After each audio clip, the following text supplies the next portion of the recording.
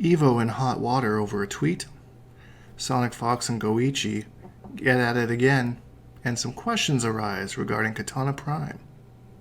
Good morning, afternoon, or evening. My name is Major Dick Flicker, and this is Shujinkydink.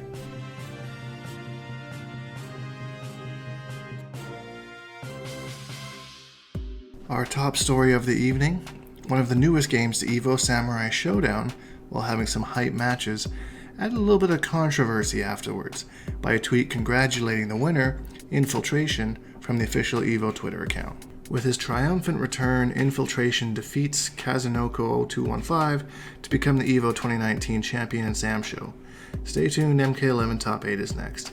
Now, this had a lot of people kind of reeling because Infiltration has been in a lawsuit over some domestic abuse charges laid against him, I believe in early 2017. This prompted a bunch of responses from some unhappy people about this tweet.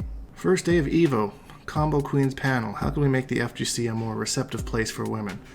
Second day of EVO, yay, wife beater. Y'all gonna add that his triumphant return was from beating his wife? Bad fluffing show, read the gosh darn room.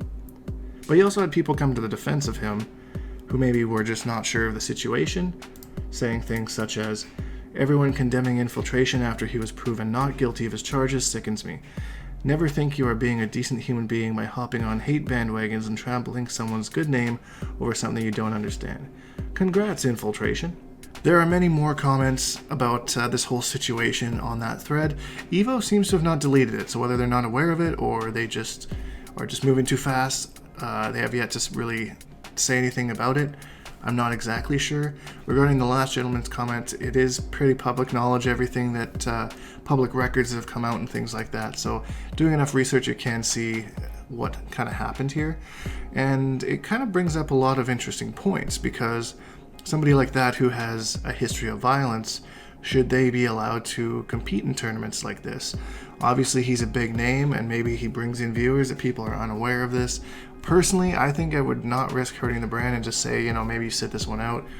But it did bring up a lot of it. If you've especially violence in video game tournaments. I was at an EVO a couple of years ago where somebody got punched right at the actual stations. I've heard of events where people, maybe they have too much to drink or they just get frustrated in game and they physically harm an opponent. I think that if you do anything like that you shouldn't be allowed at these events, or the TO should at least be aware of your presence and maybe have some security, because I don't think that people like that should be present, and I think that punishing them and saying, no, we don't want you here, is a good precedent to say to everybody else, control yourself or you're not going to be allowed here anymore. So some people do have to be used as examples, I guess, so that's kind of where I think about it. But as always, want to hear where you guys stand. Are you, forgive and forget and move on, or are you more of this, kind of pushing forward against the violence type of thing? Let me know. Comments down below.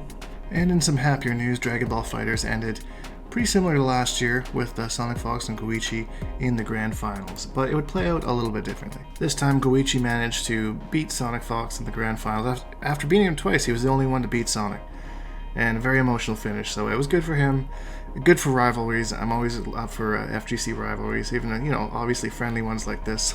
Having a blast. It's always good to see this kind of thing happen. This is kind of what FGC is all about at the end of the day. Now, moving on to Mortal Kombat 11, there were some questions jumping about Katana Prime. He was on stream playing a young gentleman who did very well against him, but notably Katana Prime totally shrugged off his attempt at a handshake before the game. Now, I've played Katana Prime in tournament, and I know we've shaken hands before and after the game, so maybe he was just extra focused or something like that. But something interesting that he was fatalitying after every single win had some people asking if he's making a bit of a heel turn. I don't 100% know if this is the case, because it is Mortal Kombat at EVO. Let's see some fatalities, right? Maybe he's just going along with the case. Once he did beat this gentleman in particular, there is no footage of them shaking hands after the fact. They just both kind of get up and go. However, they did let the fatal blow into fatality run, so it's very possible it could have happened there. But watching in some other matches, you can kind of see him shaking hands with other pros before, so it's kind of is this favoritism thing? Is he turning into, being a little bit too Hollywood perhaps?